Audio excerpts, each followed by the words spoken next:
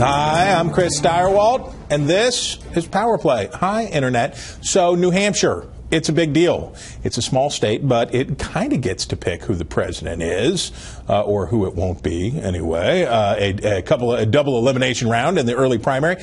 And this weekend, guess what's happening? John Ellis Bush, Jeb to his friends, and Scott Walker are both going to be on the ground. Ted Cruz and others will also make the scene up there. Rick Perry's been up and around. But the two front runners for the Republican nomination go test things out in New Hampshire. How are they doing with each other? How are they doing in wooing the party? What's the play about all-important New Hampshire? Yada, yada, yada, yada, yada. What if we had smart people who could bring light and sweetness to the discussion? We would say, oh, thank goodness Christy Setzer's here. That's good. She's a Democratic operative. Operative sounds negative. Sounds calculating. Negative. Sounds bad. Christy Setzer, she's a Democratic opportunity maker. Absolutely. So you make opportunities for Democrats. Change maker. Change maker.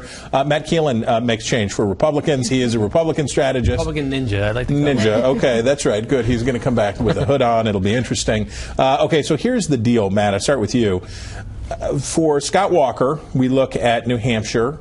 On the plus side for him, a lot of blue-collar voters, a lot of folks who are interested in the small government message, sure, in the Republican primary, but that's not exactly his home turf. Shouldn't Jeb Bush be doing better up there? You would think Jeb would be doing a lot better there and in Iowa, but right now Scott Walker's kind of caught fire. People are impressed with his record of kind of being a champion of the middle class and running a state that's purple to blue fairly well, and having a lot of accomplishments. And I think what a lot of Republicans are looking for is something different, something new. And Walker offers that, and quite frankly, Bush doesn't. So when you go to New Hampshire, and this is true in both parties, New Hampshire is prickly, and I say that affectionately, New Hampshire. I got no beef with you. New Hampshire is prickly because it has its own issue set there. Sure. So the Republicans spend a lot of their focus on Iowa, where social conservatives hold sway. Republicans spend a lot of focus on Iowa, where it's a battle between essentially small government, libertarian kind of minded people and social conservatives out there. Yeah. In New Hampshire, the voter mix is different in the sense that there are a lot more moderate Republicans up there. Right. That's good for Jeb Bush, but the libertarian streak is strong. Rand Paul, what's going to happen for him?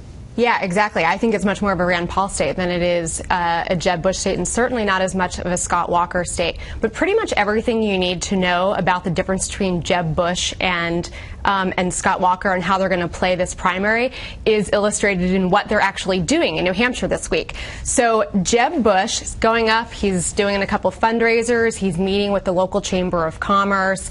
These are his people. Scott Walker is having a grassroots event, a few hundred people. He's trying to fire up, what he considers his base, be really a man of the people.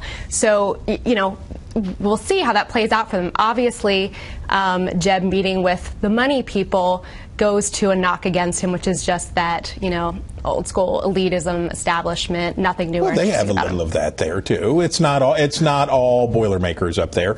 Matt, for the Bush versus Walker power struggle, essentially, you've got two front, and the way it works for Republicans, you get two front runners. You get the establishment front runner, and then you get the non-establishment front runner. Right. What Jeb Bush, I'm sure, would prefer would be if one of these other guys would come and take Scott Walker out so that he didn't do it himself. But as the Washington Post and others have reported, we've started to see the friction, a little escalation on Jeb's part with his people hitting at Walker. Is that a trend we see continue?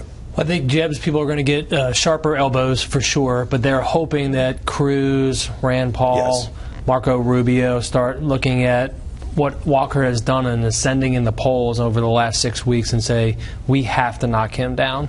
And you're starting to see some of that as well. Yesterday at the firefighters conference, there was a couple of veiled shots from some of the candidates at Governor Walker and some of his background with not so friendly to working people. So you'll see more and more, I think, escalation in some of the elbows coming out earlier than a lot of people expected. And, Jeb's people would like to stay positive, and Jeb has said he's not going to take on his other opponents. But if somebody, and I would point here, one to watch is Rick Perry, as a guy who is hustling at this time, and he's out there. Is there anybody else Scott Walker needs to be looking out for that's in the stack behind him? Anybody? Look, obviously we are so early that these things can change. But I don't say that. Setzer, No, come on. I don't say that. I don't say that disingenuously. I say that as somebody who saw the front runner in the Republican race in 2008 change about 7 times before they eventually settled again. But if we use the 2 front runner methodology, yes. The establishment front runner was picked early and stayed in place. Correct. This time the establishment was picked early and stayed in place, and then there was the who's not Mitt Romney, and we have to go. But I just test my theory, both of you. If the Republicans start playing whack-a-mole, where there is Jeb Bush and then a succession, a series of Jeb Bush, Jeb Bush wins. Yes. Yes. Yeah. Aha! Get to agreement, stop the segment. Guys, thank you very much for making time. And you, Internet, thanks for making time for us. Aren't you great? And we'll see you out on the campaign trail.